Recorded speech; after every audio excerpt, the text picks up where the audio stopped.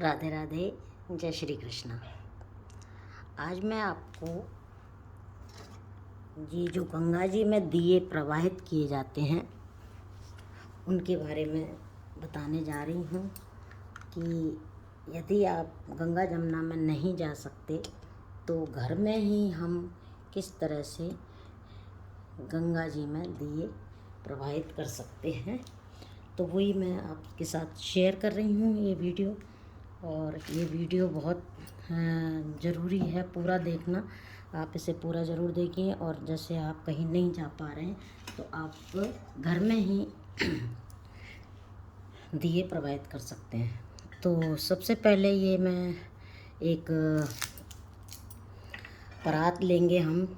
ये परात जो घर में किचन में रसोई में काम आती है, ये परात जो है सबसे शुद्ध मानी जाती है, क्योंकि इसको भी कभी भी इसमें जब किचन में रहती है तो इसमें हम कुछ भी चीज़ खाते नहीं हैं, सिर्फ ये बनाने के काम आती है, इसलिए ये परात सबसे ज़्यादा शुद्ध है।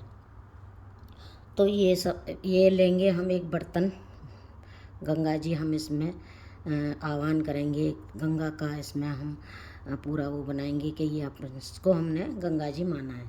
तो गंगा जी के लिए ये गंगा जल हम इसमें सबसे पहले डालेंगे। जब हम कार्तिक स्नान करते हैं तो मैंने पहले भी आपको वीडियो में बताया था कि अगर हम बाल्टी में पहले थोड़ा सा गंगा जल डाल लें और फिर हम पानी डालें और उससे हम स्नान करें तो वो पूरा पवित्र माना जाता है, और ऐसा ही माना जाता है कि जैसे हमने गंगा जी में स्नान किया हो। अब मैंने ये परात ली, परात में मैंने फिर ये गंगा जल डाला और गंगा जल के बाद मैं इसको पूरा जल डाल के इसको भर लूँगी। तो इस तरह से ये मैंने इसको भर लिया है। इसको अपन गंगा जी का स्वरूप मानते हुए ही हम इसकी अब पूजा पाठ करेंगे। इसके बाद अब हम इसकी पूजा करेंगे गंगा स्वरूप मानते हुए। जिस तरह से हम जब गंगा जी जाते हैं और वहाँ पे गंगा जी की पूजा करते हैं, फिर उसमें स्नान करते हैं, तो ये सर्वप्रथम हम गंगा जी को स्पर्श करके उनको प्रणाम करेंगे और उसके बाद हम अपना पूजन शुरू करेंगे। तो पूजन में ये गंगा मैया को हम तिलक लगाते हैं और स्नान कराते हैं। वो सारी विधि मैं अभी आपको बताने वाली हूँ। तो स्नान के लिए सबसे पहले हम गंगा जी में दूध समर्पित करते हैं। तो ये मैं दूध समर्पित करके बता रही हूँ आपको। हर हर गंगे, हर हर गंगे, हर हर गंगे, हर हर गंगे, हर हर गंगे, हर हर गंगे, हर हर गंगे, हर। ये दूध से हमने गंगा जी को स्नान कराया। उसके बाद हमने शुद्ध जल से छींटे दिए। फिर हम गंगा मैया को तिलक लगाएंगे। तो तिलकम समर्पयामि, और इस तरह से ये हम उनकी घाट पे तिलक लगा देंगे। ये इस तरह से हमने तिलक लगाया। तिलक के बाद में अक्षत गंगा मैया को समर्पित कर रहे हैं। ये अक्षत समर्पयामि, और अक्षत के बाद में दिए जाता है, वस्त्र पहनाया जाता है। तो वस्त्र मैं समर्पित कर रही हूँ। ये वस्त्रम समर्पयामि हो गया। इसके बाद में ये जो दिवाली पे हमने खील का प्रयोग किया था, तो ये इसमें थोड़ी सी खील भी हम समर्पित करेंगे। और भोग के रूप में गंगा मैया को सफ़ेद चीज़ का भोग लगाने के लिए हम ये बतासा समर्पित करेंगे। ये हमने बतासा समर्पित किया। और गंगा जी में जाते हैं तो तिल का उपयोग होता है, तो ये सफ़ेद तिल हम इसमें समर्पित करेंगे। सफ़ेद तिल डाले हैं। अब इसमें ये कुछ मैं आंवले के पत्ते डाल रही हूँ। जो आंवला स्नान, गंगा स्नान ये सब होता है वो। और फिर हम फूल समर्पित करेंगे गंगा मैया को। ये हमने फूल समर्पित करे। जब घाटों पे जाते हैं तो वहाँ उसमें 5 फूल होते हैं, दिया होता है और धूपबत्ती वगैरह रहती है, तो उसका हम जला के और फिर गंगा माँ को समर्पित करते हैं। तो इस तरह से ये हम सब समर्पित कर देंगे गंगा माँ को। और ये सब समर्पित करने के बाद में बारी आती है दीप जलाने की।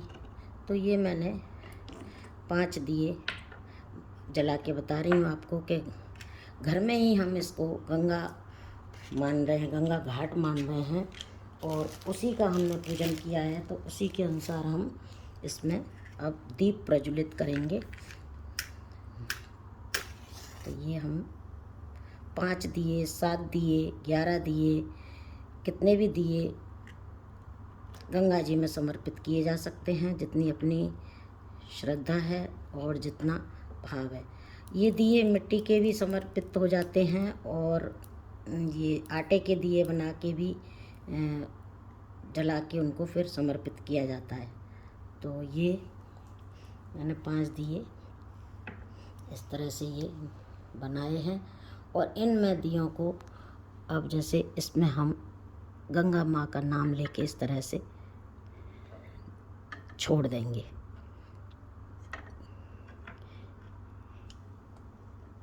ये देखिए, अभी ये मिट्टी के दिए हैं इसलिए थोड़े भारी रहते हैं, तो भारी होने की वजह से ये तैर नहीं सकते और जल भी इसमें हमारे घर पे बनाया है हमने तो ये कम है, तो बाकी ये बड़े आराम से जब कागज़ के दोने में हम बत्ती रख के प्रवाहित करते हैं तो बड़े आराम से तैर जाते हैं। और इनको फिर थोड़ा थोड़ा हाथ से ऐसे खिसका के इसको ऐसे तैराया जाता है, ऐसे ऐसे जल को हिला के तैराया जाता है। तो ये देखिए किस तरह से मैंने आपको गंगा मैया घर में ही आह्वान करके और घर में ही पूजा विधि बताई है। आप आज ये कार्तिक पूर्णिमा में ये दिए प्रवाहित किए जाते हैं।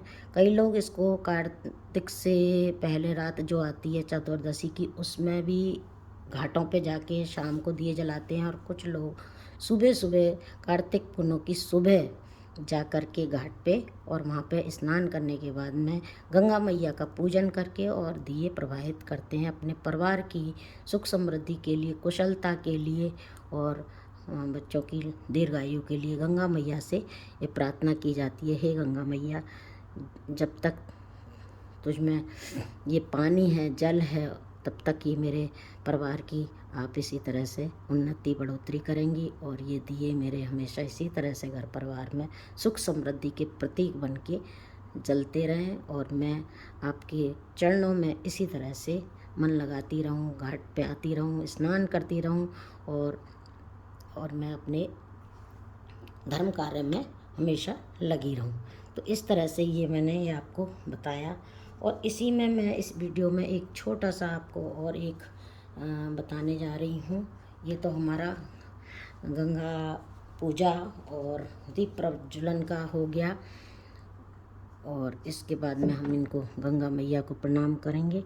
और यहाँ पे एक छोटा सा कई लोग गंगा घाट पे हवन भी करते हैं, जिसमें ये जो लोग भीष्म पंचक का स्नान कर रहे हैं या कुछ है तो वो ऐसे सामग्री वगैरह ले जाके और उसमें हवन करते हैं।